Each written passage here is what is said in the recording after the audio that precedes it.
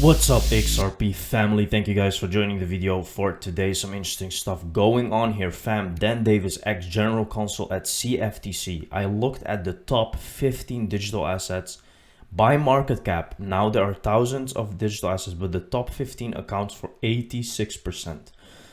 So this is a very interesting view of how he looks to regulate the market, right? This is what the CFTC and SEC should have been doing from the beginning, because they literally chose, because he's also going to say that, they literally chose one of the top 15 to sue as a security. Now, it just doesn't make sense, guys, right? Ripple, XRP, accumulates for 2% of this market, the whole cryptocurrency market.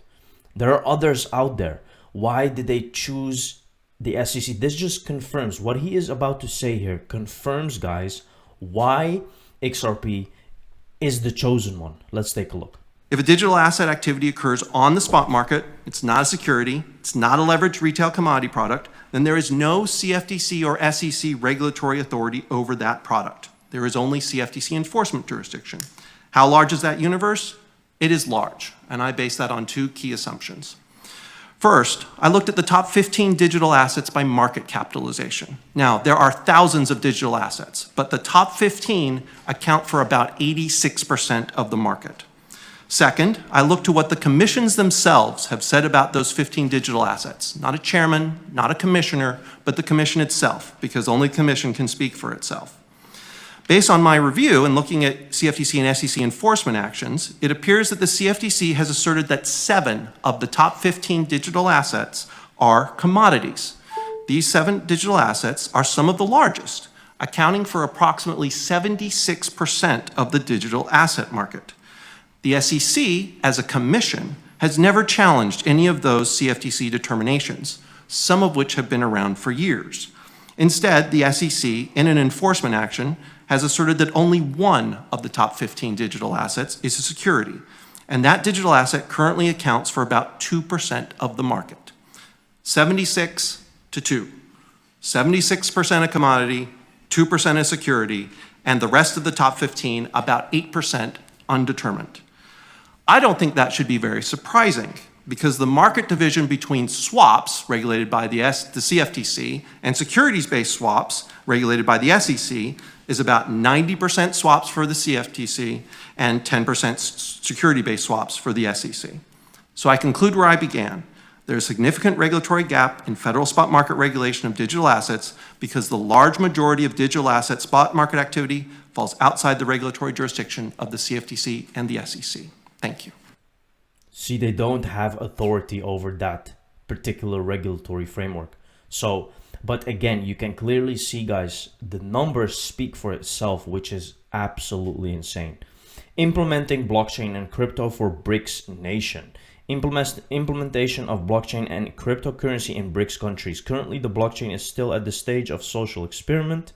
There is no consensus on the concept, structure, technical specifications, development program, management, and supervision of the blockchain system, right? But here we can see in China, 24 provinces, cities, or regions, including Beijing. 43.2% of Chinese blockchain companies operate in Shanghai, Shenzhen, Guangdong, and all of these implementation of blockchain technology. Chinese Academy of Information and Communication Technologies, affiliated with the Ministry of Industry, established a research center in 2018. The research center developed the blockchain white paper. It interprets the concept and architecture of blockchain technology, analyzes the directions of development and the possibility of implementing blockchain in various sectors of the economy.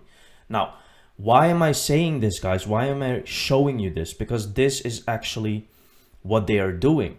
When they want to use blockchain or distributed ledger technology or anything, or a digital asset, they're going to look at the use case. Now, what use case do you see here? All the things that we are talking about, everything needs payments. Every transaction is a payment. So of course, guys, the first thing that they're gonna look into are payments. And it's of course XRP. So you can clearly see that they need something like this, right? Especially in China. They have a Cbdc in China, but they do not it's still very early, right? They do not have very good remittances and all that stuff. So that's where Ripple comes into play. Ripple and XMobile Consortium for Automobiles.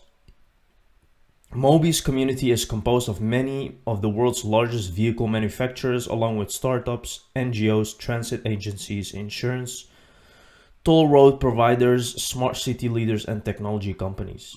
Again, another Ripple partner. As you can see, right? Everywhere there are payments, and Ripple is here. Again, because they can provide them with that solution, especially the new world that we're going into. SWIFT has confirmed via the SEC that Canada and USA will be implementing a Big Bang approach when upgrading T+2 on May 28, 2024. Slightly different manner to the way that North America is planning to move. They're going more of a Big Bang approach. Yeah. So India moved starting in February, I believe it was, and they started with the lowest capitalized stocks, and groups of about 100 or 500. And the final grouping of the stocks moved in February this year. So they sort of had a very different approach. It was slightly more operationally complex because they had different stock markets that had to coordinate with each other. So and the way that you sort of picked which stocks were higher capitalized was not the easiest thing to do. So it was an interesting approach. So certainly. I'm not sure that North America would consider that approach. I don't think they ever did. I don't know whether Europe might, though. It'll be interesting to see if we go through a process here and look at it in the future. But we have a date now, as you saw from my meme. 28th of May 2024 is when the SEC has announced the US and Canada are moving. Now, that was a slightly controversial date. Not only is the date not a bank holiday in Canada, which is going to cause the neighbours of the US a little bit more of a headache than they wanted, but the timeline's also challenging for everyone around the world, and it's quite soon. So just under a year, yes. Exactly. Well, just over a year. Over a year, yeah, a year and a bit, which is really quick when you think about all the work that needs to go into it, which we'll get onto in a second, I believe.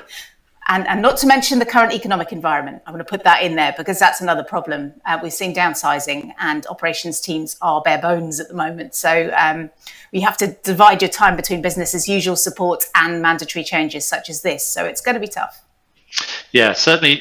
I would say, I guess, at least with that date, we have seen a move away from January the 1st, which is never a great date to impose a new change. So that's one positives. And with the India point, we did what we saw across the SWIFT network. We did see the overall settlement efficiencies stayed the same. And then it was a bit of a bump with those last couple of weeks as they put on the majority of those. It went over 10% at one point, but has now flattened down. So to your point, I guess pros and cons on different approaches, whether it's a big bang, a phase, maybe an early. So here you can see that they talk a lot about the Big Bang approach, which means overnight, instant, right? And that's very key because that's when we can see a price spike of XRP because they will change things overnight. Coinbase needs to stop being hypocrites and relist XRP. You had a great interview on the potential relisting of XRP, and this will be a powerful stand against SEC corruption to do so, right? Because the SEC, the Coinbase is constantly putting arguments out there that XRP or Ripple Army was already putting out there, but now they are really hammering on them, but they're not relisting XRP. Why, right? Why are you still listening to the SEC? Why are you not putting a fight up? This is the real question. What is Coinbase really doing here, right? And that's the problem, you know, because they're in a scenario of themselves now. They actually go with the crowd. Here we can see, guys, Ripple employee discussing how CBDCs are issued directly on the public XRP ledger.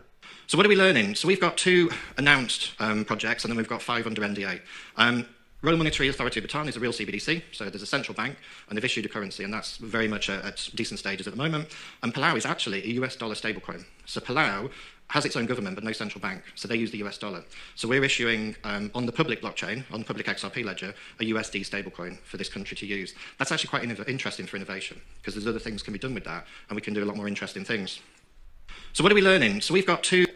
Here you can see, guys, where he just says very quickly that they're making a USD stablecoin for Palau, which doesn't have a central bank authority, so they can quickly make a USD coin on the XRP ledger for them to use with governance. Here you can see one of the most crucial use cases that the XRP ledger provides. Now we are still, in my opinion, this is still early stages, guys, because you can clearly see that they're still experimenting with these things and stuff. But don't forget that this is really happening right now. Thank you very much for watching the video, guys. See you in the next one. Cheers.